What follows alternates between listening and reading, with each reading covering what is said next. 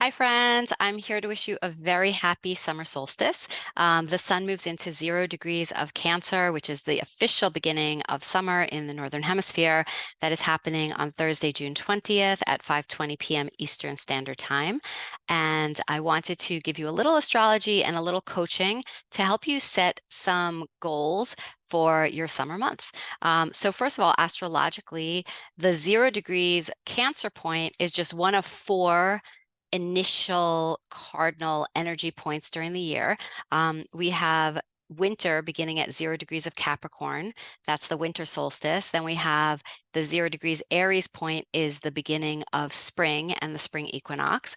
We have 0 degrees of Cancer, which is the beginning of summer. And then in September, we get 0 degrees of Libra, which is the autumnal equinox. So each of those 4 points are beginnings, a brand new beginning, a brand new cycle, a brand new season, which brings with it different kind of energy and different goals. So as a coach, I wanted to offer you some, just some hopefully useful tools to help you consider what your goals might be for this summer. So I want to share on screen with you some things which might be helpful. Okay, so first of all, this is just a visual graphic to help you look at different aspects of your life that may be important to you and at play. So when you think about kind of your career and business, do you have specific goals for the summer around that? For me personally, things lighten up a little bit. Clients are away and traveling and they're in summer mode. I tend to travel more because I have more time and space in my schedule. So my goals for career and business are different in the summer than they are during the rest of the year. Romance, a lot of people, the sun moves into Leo, and that's very romantic and flirty and hot and sizzly. So maybe there's a new romance. Maybe you have specific goals around romance this summer. Social life, spirituality, your physical environment, where you spend time, your home, your wealth and finances, family, enjoyment, growth and learning, health and fitness. So these are some areas you might add more to this. Not all of these might feel really important or relevant to you right now. You might feel like, oh, I know exactly where my goals are, and they're all around my health and fitness this summer and my enjoyment. Amazing. The next part of this is once you've identified what areas of your life you do have goals in, this can help you to just itemize those goals, right? So like, what are some specific goals you have? Like a non-specific health and fitness goal might be, oh, I'm just going to work out more.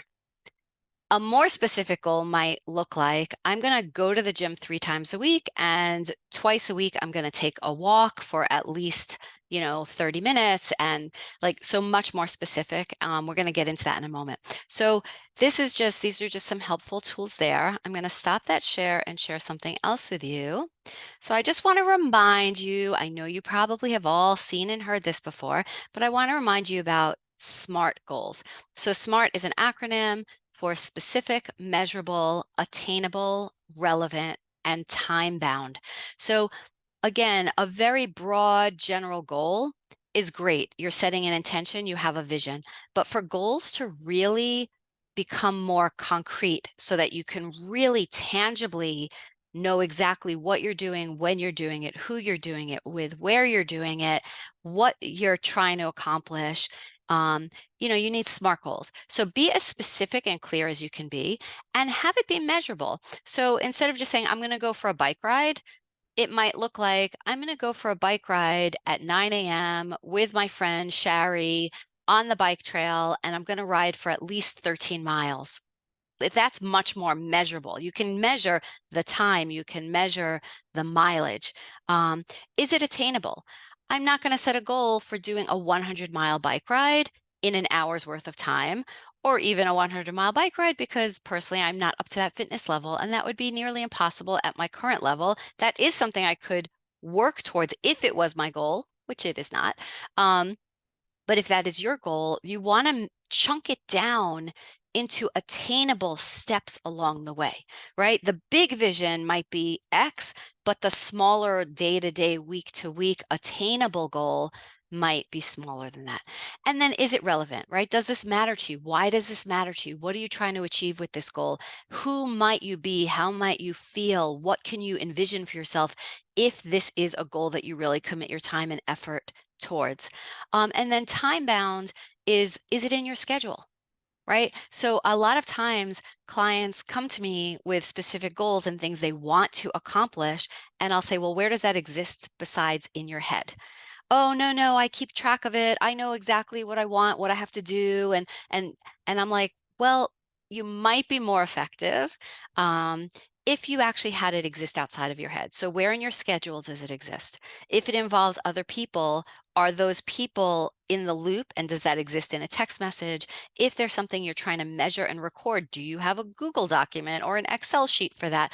Are you like, where are you actually tracking your metrics? So it's really helpful. Actually, if you're a very visual person, maybe you have a vision board. Maybe you have something that you see every morning when you're drinking your coffee and it's showing you.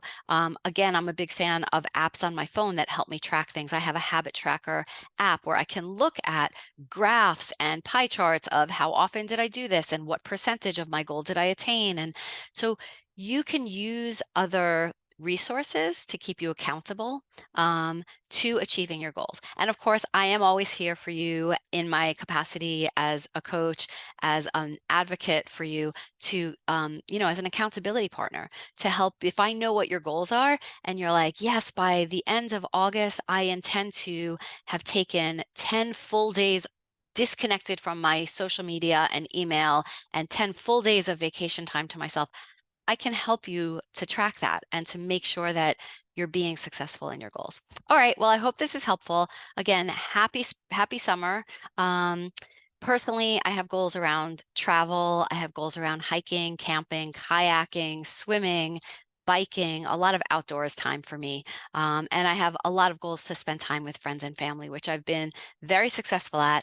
I'll show you my sheet. I'm almost embarrassed to show you my sheet because this is very not so neat, not so, but this is, I work best in pen and paper. I know that about myself. I've always written things. I journal. I love to write things out by hand. So this is my kind of summer goals sheet. It's got two sides to it. Some things are, how many books I want to read and certain movies I want to see and certain people, very specific people I want to spend time with and how many days I've made to set aside to get into the city and do something cultural and how many hours I want to spend learning new content for myself around mystical, spiritual.